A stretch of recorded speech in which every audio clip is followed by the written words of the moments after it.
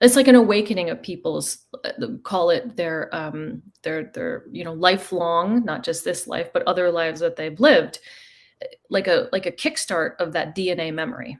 And if they are not aware and understanding what's going on with them, there's a good chance they may feel like they're losing it. Now, for those of us that are, in spiritual communities or in consciousness awakening or even paranormal, we have a bit of a place for this to say, yeah, okay, past life information, or past life lived, or extraterrestrial, interdimensional, we have a bit of a place to put this. But if people don't have even a small space in place to put this, they literally may feel like they're losing it, right? Absolutely.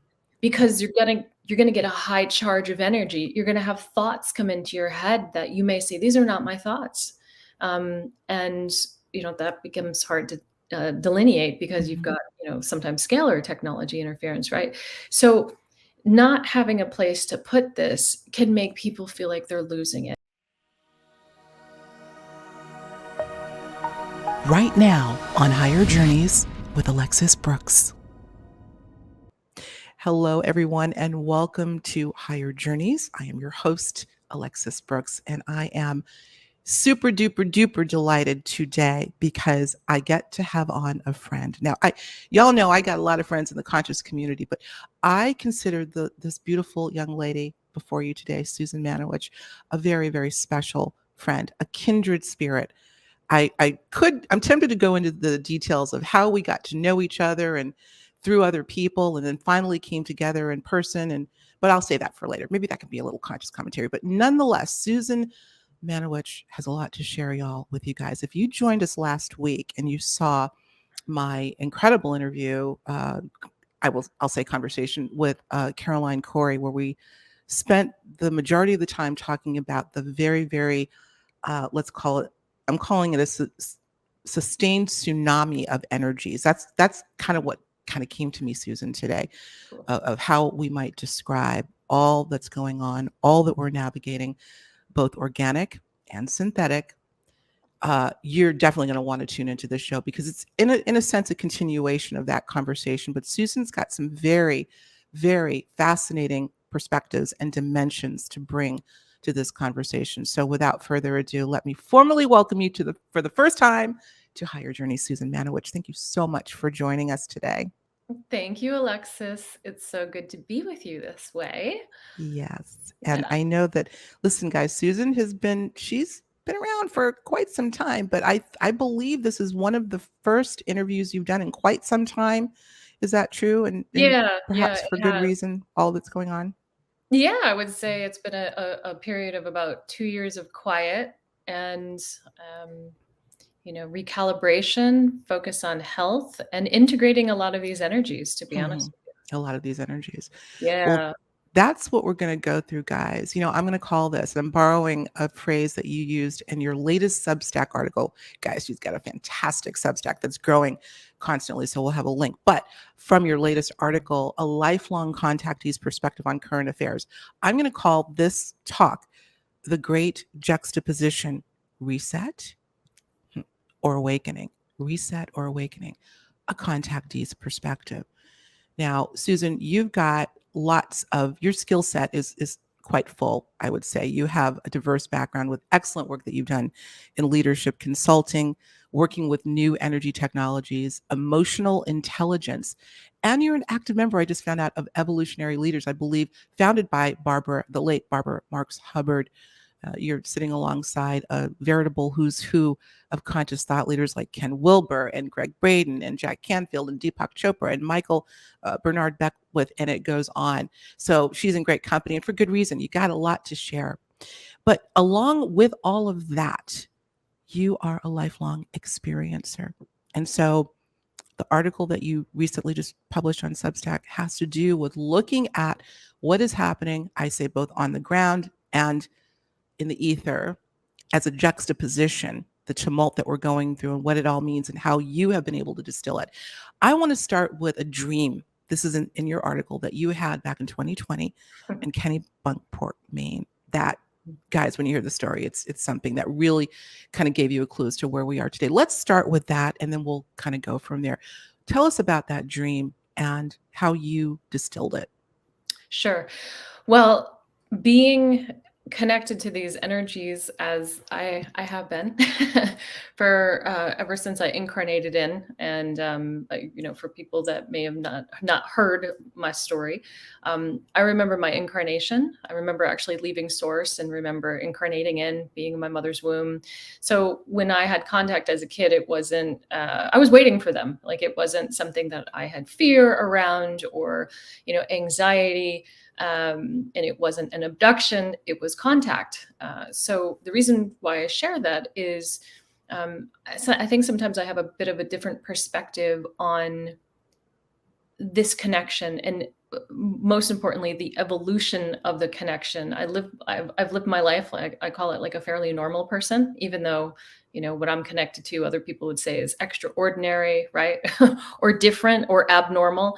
For me, I don't know different. So I've always followed these really strong pulses that I get in these intuitions. Sometimes they can be really, really loud. And I was compelled to literally get in the car and drive to the ocean, which, for some of your listeners, Alexis, and I think maybe for you, we get pulled into spaces and places geographically. And for whatever reason, that is, it's an isness. I have some ideas about that. But I literally got into the car and drove 2.5, almost 3 hours away from where I live. And it was that strong. I didn't even tell he's now my husband. I didn't even tell my fiance until I got there. I said, I'm here. Really? Yeah, no, really, it was that strong. And, when you're going through these things, you're so in it that it's actually hard to take a step out of it to say what's happening, what's going on. But what I did is I went to the ocean, and this was in November of 2020. And I ended up just having this deep connection with nature, but it was really the ocean. And, we talked about this a little bit in the beginning, prior to starting the show, the noise. Like I had felt like there was a lot of kind of noise around where I was, and it was really hard to function. And that's why, I ended up getting this pull to get into the car and drive to a place that's more peaceful. And it happened to be the ocean. So I did a lot of walking, a lot of barefoot walking. And in November, it could be a little cold, but I was doing it on the beach, got my feet in the water, sat at a rock, and literally meditated with the sun setting over the ocean. And then got myself a hotel room, a pretty nice hotel too, which was good. Sometimes you do last minute things, you don't know what you're going to get. And I said to my partner, I said, I'm going to be here for the night. And he asked if I was okay. I said, yeah, I just have this pull to be here, and I'm not sure why. So I ended up having just, again, a very connected space with nature, but really strong energy was coming through, and ended up taking a bath. And then that night I had this, it's almost like this complete stillness that is there as well. So it wasn't just the dream. I'm trying to share that there was, some big pull that was going on that obviously forced me to drive 2.5 hours or encouraged me to drive 2.5 hours. And that night I had this dream where, as I woke up, I remember seeing literally the earth ringing like a bell from the planets in the solar system, the galaxy as well. There was something that set off the earth to ring like a bell. And I saw this, and it really startled me. It was almost as if someone was ringing a bell, um, like in the universe, saying it's time. The earth changes are happening, and it's time. And it wasn't that clear to hear that, but that was the sense that I got, that here it is, November 2020. Life on planet Earth is going to change and be very different. here we are 2 years later, and we can see those differences. But one of the really amazing things that happened is the dream really rifled through my body. Like I could feel it. It wasn't just a faint memory that sometimes we have from a dream. Like this whole thing really rifled through my body. And I'm sitting here going, ringing like a bell, like a bellstone, like a bellstone. The earth is being struck like a bellstone. And I'm thinking, where is that familiar, the term bellstone? And I used to live on the island of Kauai. And I remember that there was a relationship to a stone that rung like a bell. So I contact a very close friend of mine. She is very knowledgeable. She's lived there for many, many years, and she lives on this ancient sacred land. And I contacted her and I said, I just had this dream. I'm not sure really entirely what it means. The term bellstone, do you know what that means? And she says, Susan, that used to be what the Hawaiians would utilize to talk about that there was, a warning, like that there was some type of preparation because there's a warning that we need to pay attention to prepare and get ready. And no sooner did I put the phone down and the awning of the hotel room that I was in, the window, and this was, again, it was a pretty nice hotel. This thing just came crashing down. So it's the awning that sits above the window. It's like the window frame, but it's the top, and that's some beautiful drapes that were there. But this thing just came barreling off the hooks that it was on, or the screws, and it just crashed. And it was about 50 to 75 pounds. I mean, this thing was not light. It was Right. super heavy. And at that moment, I immediately knew and understood what I would call subtle energy ripples into matter. That these, and again, us contactees, we pay attention to, I call it cues and signals. And you Absolutely. and yeah, and I've learned, especially through some of the professional work that I've done, is that you don't take every little sign and just you attach such meaning to it. So you have to be patient. You have to use wisdom. You have to really cultivate a knowing around what's your own stuff versus what's really intuition and what's really coming through. So that to me signified we are going to be experiencing some massive changes Mhm. as it relates to energy moving into the physical plane of our reality. Like where before maybe you had years that something would take place, or maybe multiple years, but now there's a shorter time frame when that energy comes in Mhm. to how we're seeing it manifest in the physical. So that was my sign for myself that these changes are happening, and there is a warning, Right. because if we Right. don't do certain things probably differently, then we could end up on a very challenging side of Absolutely. I just wanted, if I may, I don't know that you mentioned what month, if you recall, did you have the stream in 2020? Nove November 2020. Okay. Yeah, So it was. things had started to unfurl, if you were, in terms of, Yes. what new reality, at least on the ground, we'd be Yes. facing. But I think you're talking about more, we're getting to this juxtaposition of the physical world and the cosmological changes. But I just wanted to get clarity on that. No, Forgive you're 100% right, me. and very soon thereafter, we saw a lot of disruption Yes. occur. And there's more. I didn't put this in the article. I'll just be a bit nebulous on this. Certain things in our climate, especially in the United States, that there was a game changer point, that if certain things went in that direction, then we would see more cataclysmic events occur.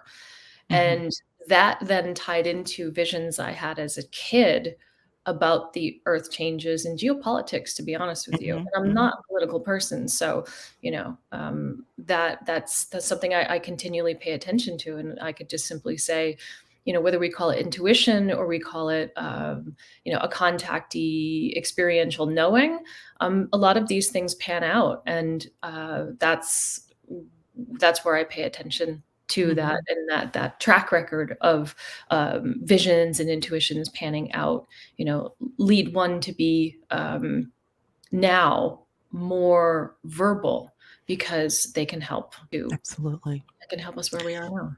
You made an excellent point, Susan, that I would take as a piece of advice for those that can use it. And that is, as whether you are consider yourself a contactee, a sensitive, we have all these labels, right? But someone who is spiritually inclined and relatively attuned to, it's really something that needs to be refined. It's not something, like you said, every little thing that happens, every little nuance, and it's often very nuanced synchronicity to, tear it apart and assign importance or a measure of importance to it. It really takes discernment, obviously, to determine to the best of your ability what is a powerful, important messaging versus something that, I mean, all things we could assign meaning to, but do you know what I'm saying? Oh, I'm yeah. so glad that you illuminated that, because a lot of people, every little thing, and again, we're talking about repeating numbers a lot. Every time we see 1111 et al., which I do feel has some significance. What does that mean? What does it mean? It's a really, really refined discipline, I would say. And now more than ever, we need to commit to meeting that out, how that works, because we're getting a lot of messages. Absolutely. And I did research around, created curriculum on emotional intelligence. And Mm, that was so great because, and I did it for years, and I did it with the people that actually originated the research around EI. They're at Yale, and one of those individuals became my colleague, and we developed this curriculum. So I spent almost 15 years really understanding emotion. And I kept saying to myself, all right, so what is emotion and what is intuition? And there's a difference. They're not the same. absolutely. I mean, and They I can work together, I they think. work, They can yeah, work in tandem. Yeah. yeah, they work together. So you have, emotion, you have mood, you have intuition, you have maybe visions as a child. So there's a knowing there, and again, you release attachment to that. You also have these interferences, Mhm. man-made, whether we call it AI, 5G, scalar technology, but you have these interferences, and you also have the sun, and there's nuances of the sun. So when you start to break things down a little bit more, it creates I believe, just maybe a bit more sophisticated discernment, which Mhm. I think, this is something that we're trying to understand. What is it that we're feeling? What's the significance of it? What am I here to do? What's going to be the best use of my time? How do I love? How do I be happy? I mean, they all play, a factor in Mhm. these variables that are affecting us. If you're enjoying this episode, along with all of the subjects that we cover here on Higher Journeys, then I invite you to join our members only community on Patreon, where we go even deeper into the conversations with the guests that you know and love. Not only does your membership ensure that we can keep this work going and growing, but you'll also get immediate access to our exclusive after shows. Get up close and personal with the guests of the show, along with many other member perks. So click on the link below to join now, or visit higherjourneys.com, where you'll find the Patreon link. We'll see you on the journey. Thanks. You mentioned emotional intelligence, and that is a term that I have heard. I think when you and I first spoke, and you had mentioned that you were doing a lot of work in that area, I brought up Howard Martin and the work of Heart Math, who I believe is also a colleague of yours in evolutionary leaders. Um, but I'll be frank, I didn't really know in terms of the mechanics of what that is. You use it as a term Mhm. to describe a thing, but it's got a lot of different layers. And one of the layers that you mentioned, I believe, there's several Substacks, y'all. I read a couple of them yesterday, and I can't remember if it was the first or second one on the solar Mhm. geomagnetic Mhm. energies having to do with emotional hijack. Talk Yes. about that within the context of emotional intelligence. Yeah, well, this was, hey, let's put it this way. If you experience it yourself, then you're like, okay, I think I can maybe understand this. And you experience it repeatedly, and you say, okay, maybe there's something to that. So here's where I'll call it my world of the experiences, my day-to-day work that I was doing at the time when I was doing a lot of work in emotional intelligence. And then you've got, the solar energies and really understanding again what's what. So what I'll probably go back to is I received in I can't really remember the year, maybe 2000, somewhere between 2007 and 2009. I woke up with the term electromagnetic neurogenetic, and I was writing on a blog at the time. And so I immediately, ran to the computer. I put it in there, and I think I have an understanding of what this term generally means. And what I understood back then is we're going to experience a greater level of solar activity. And in that solar activity, you're going to have cosmic rays, and you're also going to have, regardless of solar activity, you're going to have these deep cosmic rays from space, and it's going to trigger activity in. It's like an awakening of people's, call it their lifelong, not just this life, but other lives that they've lived, like a kickstart of that DNA memory.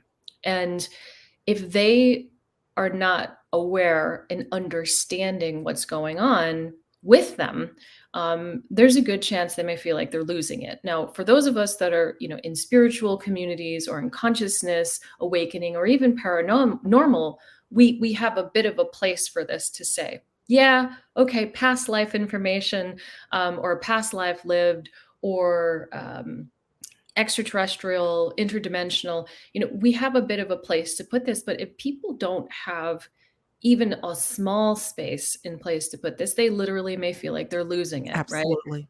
Because you're gonna get a high charge of energy. You're gonna have thoughts come into your head that you may say, these are not my thoughts. And that becomes hard to delineate, because you've got, sometimes scalar technology interference, right? So not having a place to put this can make people feel like they're losing it. And I've met, Absolutely. right? Yes. Yeah. I've No, I met, have journeyers, from the last show and from or even earlier. Thank you so much for having this conversation. Now I know I am not literally losing it or I'm not right. going insane. So, yeah. Oh, you're absolutely right. We have to put this in context to the best of our ability. Right, exactly. And, we've got a couple other little layers going on here that it's super important to be mindful Hmm. that with the higher level of geomagnetic and solar activity can come aggression. So this has been recorded. It's on that Substack article. Yes. And it was like a terrorism database, that they use. But it's in the literature as well, that when we get these states, those are some of the things that can happen. Obviously, conversely, you can get all of the other good stuff. And, I published a chapter on that in the Beyond UFOs book about Hmm. I'll call it the benevolent abilities, the flip side of it that can come. Absolutely. But and this one, what's really, from the contactee perspective, but also from kind of like a basic, hey, look at the world face validity perspective, you see so much aggression on TV. You're seeing it, if you just even go on Twitter or sometimes, like TikTok and things like that, only because I have a child. So, they're into TikTok. I'm not I, but you're just seeing this aggression, right? And it's like, so in the article, I'm just asking the question. So, did the powers that be know that, and that's why you're getting these constant images of people beating up elderly people and someone of a different, race and culture or belief system?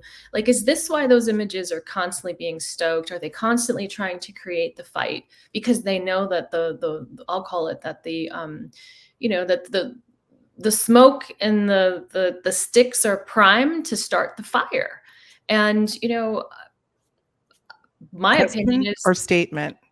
yeah, yeah. I mean, I have Yeah. my opinion, Yeah. but you then ask yourself, okay, so hold on a second.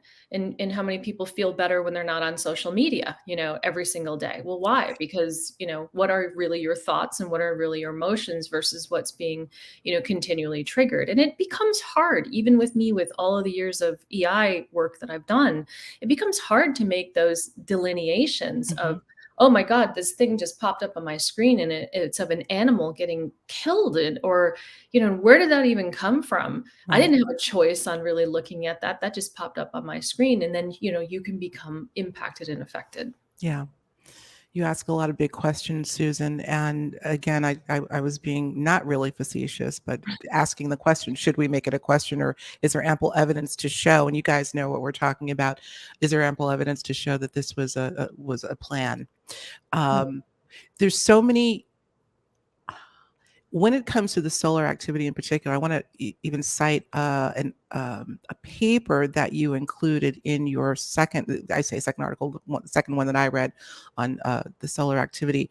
The phenomenon, I don't know the name of the paper, but they mentioned the term geopsychology as Mhm. it relates to the the thinning of the magnetosphere. We know Right. that the magnetic field is diminishing, if you Right. will. And Yep. so with less protection, uh, with the between us and everything else out there, we're getting hit along with all these other things, these other technologies, with so much energy that, according to their data, is definitely adding to the influx of uh, what do I want to say? Aggression. That's the term Mhm. that they use, of aggression. They were looking at actual terrorist attacks in that regard, but in all ways, whether Right. it's small or large, but just this, it seems that aggression and hatred and division has Yeah. become the order of the day, almost like we're getting a dopamine hit from some of these acts, of which we may very well, and I say we, not obviously not all of us are aggressive beings, but seeing it so ubiquitous now, you have to wonder. And again, do the powers that be understand the dynamic from a solar perspective? Hence the reason why they're doubling down on giving us the images, knowing what's going on in the environment. Yeah. Okay. Yeah. I Yeah. mean, and here's the thing. Knowledge and education can help us tremendously to not feel so terrible about ourselves if we're feeling if we are feeling hatred, if we are feeling anger, right? Like if we could understand that, hey, this might not be totally ours, so to Mhm. speak, but we're owning it as if it is. So I think that's why that's why I'm writing this, because it's like, well, gosh, the amount of people that I mean, family and friends, that feel terrible. And it's Mhm. like, hold on a second, what is it? What is triggering this, and what is going on? And when there's days that the activity, let's say the KP, which is what we've had in the last 24 hours, is A super solar high. activity. Yeah. Yeah, this well, it's yes, it's the activity that's really hitting the earth and how it's registering. Like, I do my best to give people flags and say, hey, just take it easy today. Mhm. Don't, if you're not feeling so positive, be careful with your spouse, be careful with your kids, be careful with what's going on around you. Uh, Solar activity, Schumann resonance. Mhm. I've been meaning to ask, and I think I'll ask on air. I need to find a good resource where we can. I mean, you see a lot of sort of Schumann resonance folks that follow the Schumann resonance will put up Yep. graphics, but they're out of context. We can't really tell what's high. There used to be a website that would give you uh, um, the metrics, the numbers in terms of Right. how they're spiking. Right. 7.83 being baseline once upon a time. Now it's off the charts, supposedly. But do you know of any place that we can go to really follow it by the numbers versus just the Yeah. images to show that it's really, really high or low or normal? Right. There's somebody that I've followed on Twitter recently, and I'm trying to remember the name of it, but it's like Schumann Resonance Resonator, if I'm not mistaken. Okay. And what they do is they just put the pictures up, but they pretty much do it every hour. So it's Mhm. not like the KP where you have to wait like 3 hours after an event to see how it registered, because the KP is updated every 3 hours. And it's not like these like Soho and things like that. I just found that this works for me. Mhm. um, and I have yet to find, and maybe because it needs to be created, a Mhm. good explanation of the Schumann and what it means in terms of human cognition and health. Now, from one that I saw recently, but there was no, resources to it. There's no research on it. It was obviously somebody just giving, their thoughts or their ideas, but they showed about how it's related to brainwave states, like, Mhm. Mhm. That would your be great. beta, Yeah. alpha, theta, delta, and gamma states. And I thought that that actually made a little bit of sense to me more than anything else. And then it showed the colors and what the colors represented in terms of what that may mean for us. Like white is, off the chart. Light codes coming in and things like that. Mhm. So, but I follow it with a grain of salt because it helps me tremendously as it relates to knowing the difference between solar activity. If I can just go in a little bit deep here, if you don't mind. Absolutely. Go deep, girl. Because you're asking a great question, and some one of your viewers may be able to share, that Schumann information because I've just have yet to find. I've looked for years, by the way. So I'm like, somebody's probably got this, and I haven't found it yet. But I think it's one of those differences. So some of us, and I think this part is super helpful and super important. And I'm going to be really forthright and share something. I started tracking the sun 20 years ago because I could feel the sun pop in real time, but there was nothing that would substantiate and show that. And I ended up paying attention. This guy, his name is Ben Davidson. Your viewers may know him. He's of Suspicious Observers. He's been doing work on, the sun and these changes on planet Earth, but he, does it from a scientific standpoint. So because I could feel the sun go off in real time, I didn't understand what was going on with me. And then I would get all this information that would come in. So to me, the contact information, okay, that's one thing. But then you've got the solar, I'll call it, solar intelligence that's coming in and stimulating us. And each of these pops are very different with what they bring to it. And you've got certain sunspots that face the earth, and it's almost like a whole different pages turned for information as those sunspots are going off and as they hit the earth, as some of them do, not all do. But that's when I started to really pay attention to it. But what happened in the last 2 years is I was feeling, out of body, feeling different. And I couldn't figure out what it was. I'm like, it's not the sun. So what is it? And then I looked at the Schumann, and the Schumann was in alignment every single time I was feeling something.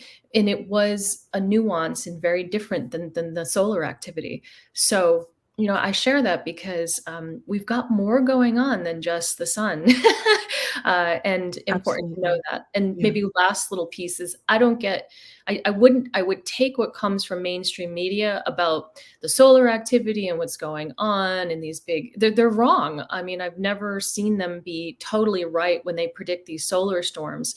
So there's other good places that people can go to get accurate information, Mhm.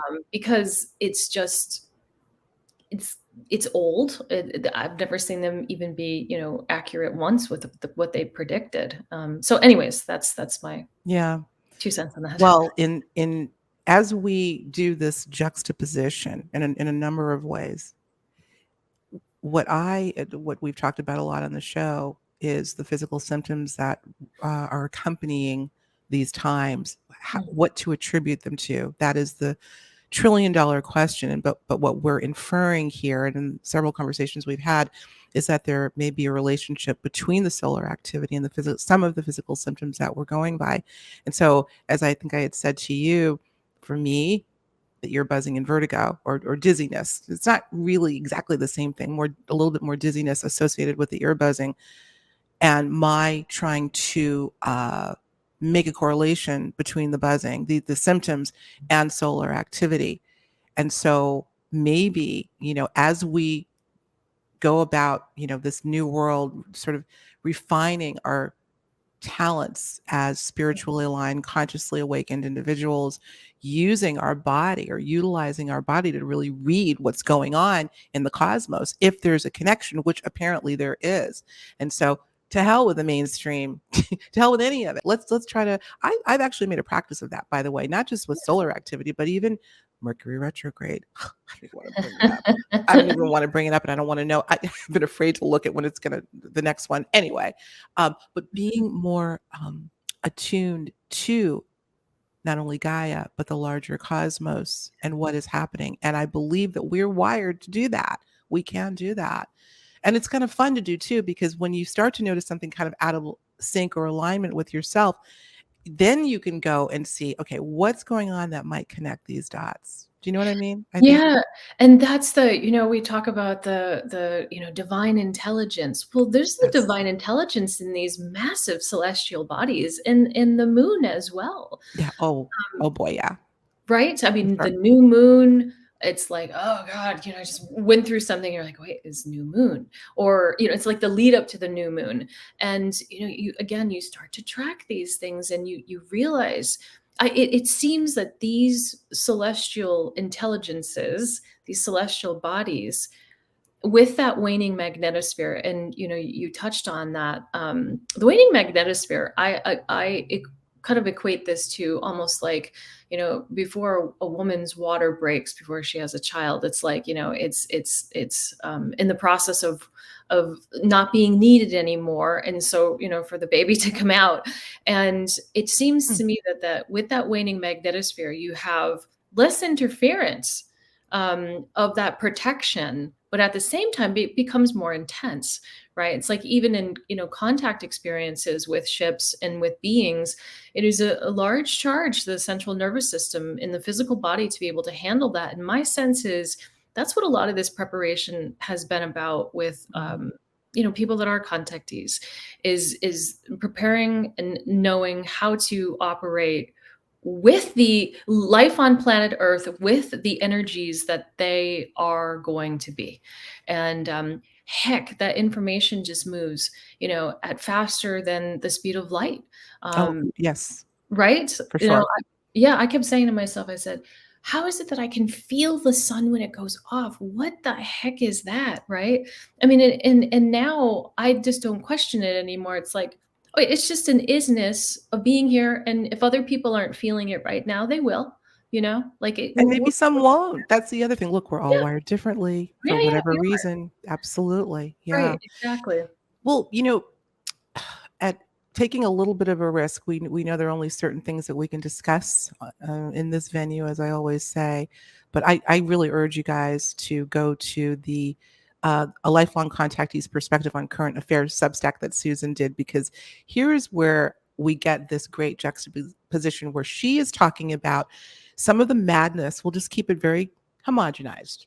Some of the madness going on, the power play, the control that's happening, that has been happening through several different means that they have chosen to use in the last, well, a lot longer than going on 3 years, but it's certainly intensified.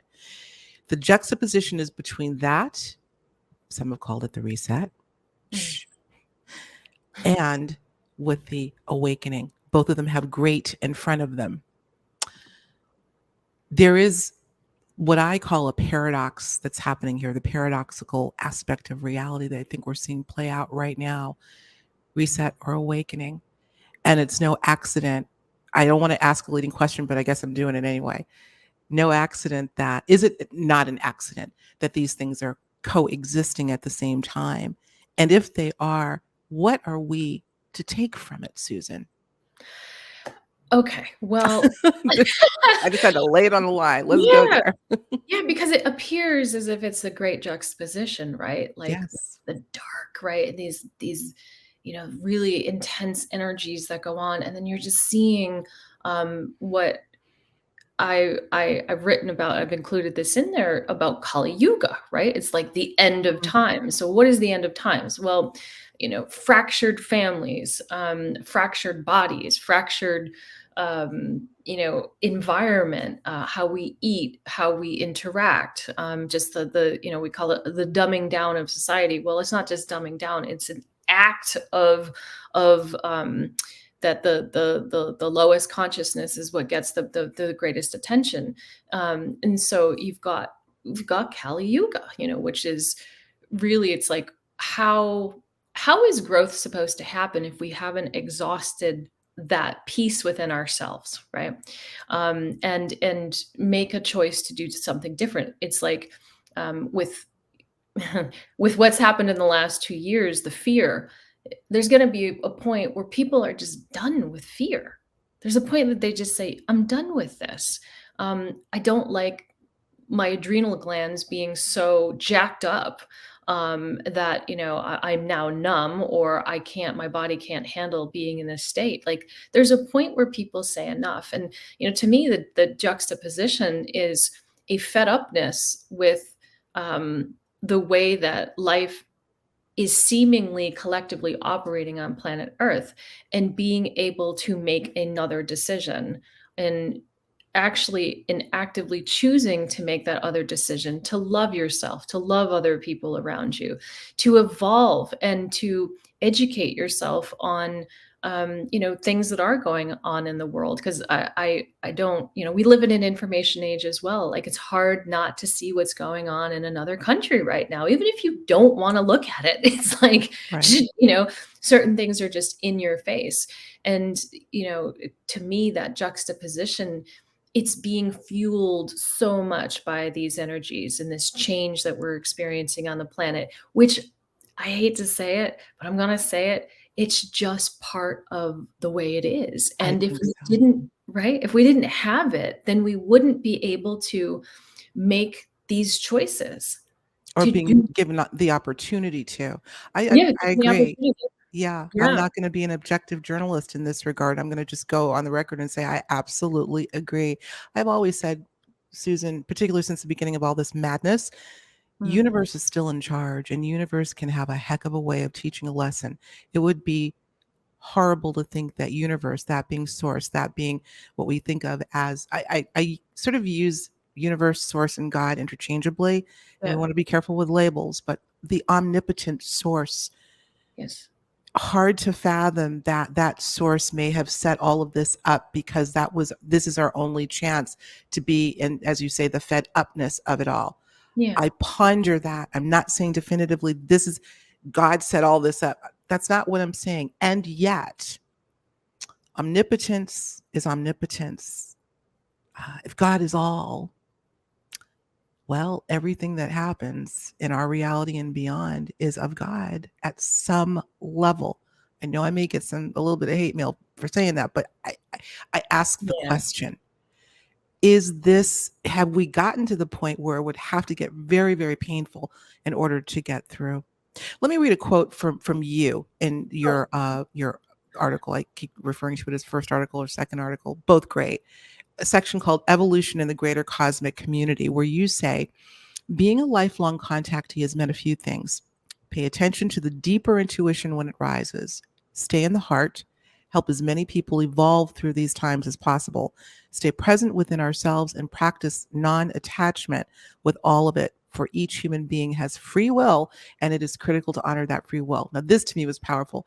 Moving through these times is akin to rising up through the density of fear, ignorance, aggression, and self loathing to a higher, more refined, subtle level of awareness, connection, ease, joy, and pursuing creative ways of how we navigate the future together. Comment on that if you would. I love that. Um, I that that sentence, or those sentences, arose from a tremendous amount of hardship. Those are not words that are just words. Those Mm, are from experiences of pulling myself up and out, watching other people who couldn't, who decided to take their life, mm, and feeling, being so empathic and feeling when they did, in real time. Um, and also realizing that and really genuinely respecting that each person does have their own journey, and for us to not have an attachment to that. And I guess that's, all the sages will talk about non-attachment, and there's a wisdom in that, because some of us, we maybe all of us, I don't know, can't do the work we're here to do if we have attachment to how those outcomes are supposed to go. I mean, even the visions I've had as a kid, I learned to not have an attachment and to just take note of it, as opposed to say, "Oh, this is going to happen." When something manifests in reality, or it starts to get close to what that vision looks like, then I'll say something.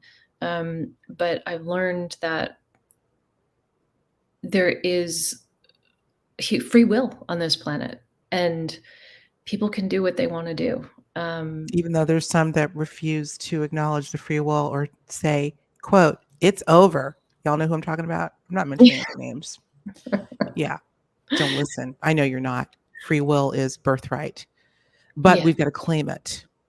Absolutely. And I believe, I mean, again, I remember coming from source. I remember that whole journey from there Mm. to being in my, actually, the energy in the corner of my parents' bedroom and being in the womb. And there was just this knowing that the choices that we have here are free, but they don't appear to be.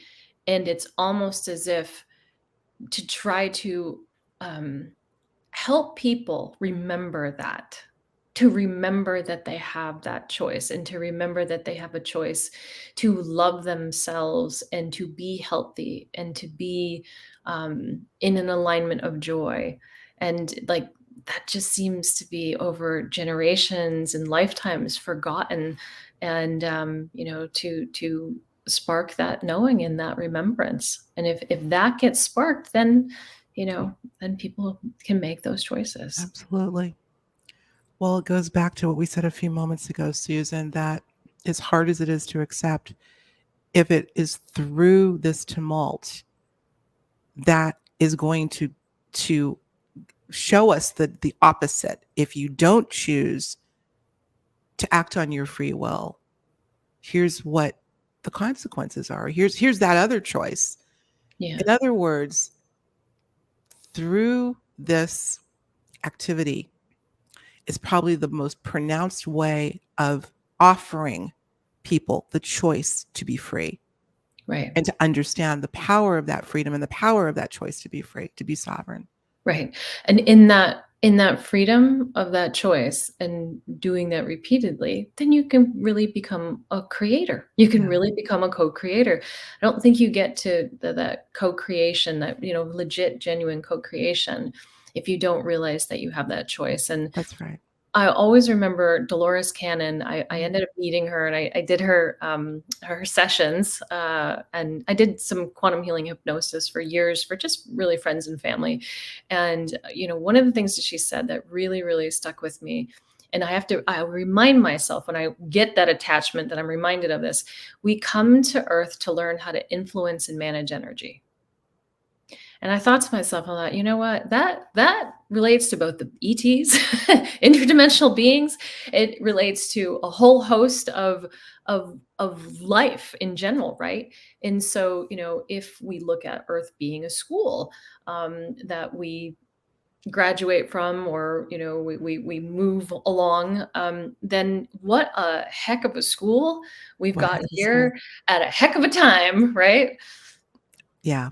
I'm reminded of a quote that I haven't used for a while, so I think I've earned a little. I've earned the right to mention it again since it's been a while. Tom Campbell, the physicist whose work I love, who once said, "This planet is an entropy reduction trainer for souls." Is that not perfect as a justification to why it has to be so mad? I Yeah. don't know that it is, but it makes a lot of sense to me. We are in an entropy reduction trainer for souls, and boy, are we getting some hard training right now. Listen, Mhm. let's spend the balance of our time, and you know where we're going? We're going to the Patreon after show. Actually, let me stop for a minute. Let me give this a plug because we're gonna take this, not just this conversation, deeper over on the after show, guys. We're gonna talk about more on the contactee side of Susan's journey and something that happened to her while in school, I believe. I don't know how much I want to spill the beans, but Susan was taken from school, directly related to her contact encounters. There's certain words I don't want to use, but you need to come on over to the after show and join up Patreon if you haven't already, to listen to this conversation because I think it's going to be important. So I think it's actually fitting that we go a little bit into your contact encounters, maybe for about 5 or so minutes. Take it on over to Patreon after this main show, and yeah, take it a little deeper and make that connection. Do it in 5 minutes if you could, please. kind of kidding, but I'm being a little funny. Talk a little bit about that. You are a lifelong experiencer, and you kind of peppered that throughout this conversation, but Yeah. can you give us a little bit more of a flavor of what your experiences were like? Sure. Uh, Again, I always say this because this is just so important. I was born like this. So my consciousness did not get interrupted from, you know, pre-birth, preconception. So I've had to watch a lot around me. I was the youngest of 5 in my family, thank God, because I get to see what my brothers and my sister, would do, and it was kinda like, "Okay, so you say this, but you don't say that. So you do this, but you don't do that." So it was almost like always trying to, I can't say fit in, it wasn't doing that because that would be super painful, but it was more or less adapting enough to move through life and be functional in the world, and still hold on to my truths. So, that piece is important because most people always want to know, well, what do the beings look like? Or what are the ship? What do they give you for information? All of that. Mhm. To me, it's like a spectrum of light. So here, I'm the opposite here. So here is where my what I call the ultimate subtle realm, which is the connection to source before incarnating in. And then over here is, me being in this physical body now, right? Like it's dense and I can feel my body and I'm on a chair and there's rocks outside. I mean, there's density here, right? And so it's almost like it's just this continuum for me. It doesn't feel like this is over here and that's over there. It doesn't feel like that. The only time it's ever felt like that is when I'm disconnected or when I feel anger or when I feel sadness or deep negativity. Then I sometimes don't feel that light so much. And so I've had to really pay attention and watch that piece. That's one of the things, again, to keep in mind. Um, I when I was 5 is probably my first conscious memory of seeing the beings, but I was waiting for them. I'm sure they probably came earlier, but that's like my first conscious memory of them. And they came in I could feel them before they came. I woke up. I was sleeping in a lower bunk bed, and I felt my body become super stimulated. Like every cell of my body was electric and magnetically charged. And I could just feel them coming in, and lo and behold, they were right in front of the window, above a tree that was in our backyard. And my sister, who was sleeping on the upper bunk, went right to the window and said, "Oh my God, Susie, what is it?" So she saw them too. She saw Oh yeah, them too. yeah, Okay. she Yeah. saw them too. Her reaction was, so you have these moments of learning. Her reaction was, "Oh my God, what is it?" And then she was an older sister by about 10 years, so wanting to be protective of me, and I'm like, "Get out of the way. I know it. They're my people." It's Really? So like so yours was not one of eek, which no, some of the best of our experiencer colleagues have admitted there's extraordinary fear. I Well, know. because you talk about your pre-incarnate Right. memories of connection with these beings. Yes. Right. Yeah, Huh. yeah. So for me it was, I know what that is because I'm it as well. Like I'm that. They are me, I'm them. We share this connection. And it's just Mhm. as simple as that. And oh, hey, finally on this physical reality, they're here so I can connect it into with what I experienced in my preconception, the incarnation piece. So it was a connecting point of I'm in this physical body as a 5-year-old feeling this, and oh, this feels funky as a 5-year-old. I didn't have the physical body before I incarnated in, when I had the relationship with these beings. And the beings that I connected to were they were like golden light. When they moved, they illuminated in this golden light, and they moved in a sacred geometric pattern. And somehow I was with them and still in my house at the same time. So I have these, like, the bilocation piece, and it's always done Mhm. a bit of a number on my mind, but I just again try to have like non-attachment with it. But they've been with me throughout my life, and they've changed. What was with me when I was younger uh, is different as I was older, and I worked with Dr. Rudy Shield, who Yes. is someone I believe that we both know, Yes. on the astrophysics, because I got a lot of they weren't downloads, they were information exchanges and taken places, and shown what's going on as it relates to the real bigger picture of life in the universe, and why Earth is going through what it's going through right now. But we can save for a later time. But it's been the last thing I'll say about this, Alexis, has Mhm. been it's been really an entrainment, believe it or not, of love. It's been an Yeah. entrainment of love, and I can give you an example, but I don't know if you want to wait for that for Patreon or keep it going here. We are going to move over to Patreon, but I think what we're going to do, because this is a cliffhanger conversation that I don't think can end here. We just started this aspect of the conversation. I think this would warrant a part two. What do you think, journeyers? Let us know. That is if Susan will allow us to have her back. Uh, would you come back for a part two? Yeah, I didn't and think I'd and be really sharing just so focus on much. I know, because we have such a large part of our audience that is many of them experiencers themselves and are trying to understand all of the multifacets to the still enigmatic phenomenon that I believe is plaguing a lot, not plaguing, I take that back, that is a part of so many more people's lives than they even realize. Since I've relocated, Susan, I am in North Carolina temporarily. I've talked to so many individuals who are learning of my work and are really excited because they've never been able to talk to anyone about this before. Mhm. Lo and behold, Right. the experiencers are everywhere. We're trying to keep this conversation fluid, current. It's ever evolving. And in that regard, I would love to have you back to really just focus on that. None of Okay. these things can be discussed in a vacuum because it's all connected. And yet, I know that there's a whole trajectory to your story, some of which you may not want to share, much of which I think maybe you would. So if you would come back, that would be great.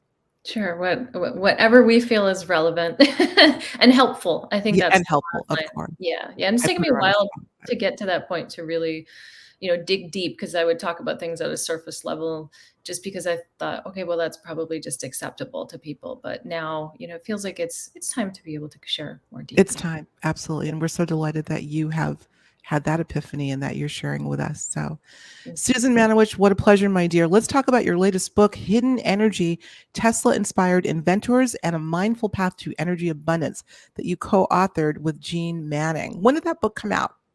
It came out in 2019. It was Oh, September so of it's 2019. okay, great, Yeah. great. So Give us here, a little, give us a quick thumbnail on that, and we'll make sure to have a link for that as well. okay. So I have a picture of it. Okay, we'll put a screenshot up as well. Yeah, so there's the book. And so basically, so to make the connection point to your audience, um, I also have memories of working on these, I'll call them sacred technologies, and maybe a different lifetime. And I had just always known that I was going to work on these. And lo and behold, I had communication and contact that led me to Hawaii to actually work with a group that was doing unified physics out there. And it didn't stop there. I knew my job was to actually find a way to bring in what I would call like more the moral and ethical, interpersonal yin aspect into these technologies, because everything I knew about my contact was this is a different life force than what we're accustomed to, in our Mhm. reality. And so the book actually gets into the stories about the inventors and how they're inspired. And many have their own connections, and many have connections to nature as well. So it's designed for people to be able to read this that are not engineers, for women to be able to read it. I mean, it's written by two females, which is a rarity in new energy technology as it is. Yeah, So, yeah. and they're very good stories, and it's rated well on Amazon. I think it's got like 4.5 out of 5 stars, so it's got really Excellent. good reviews.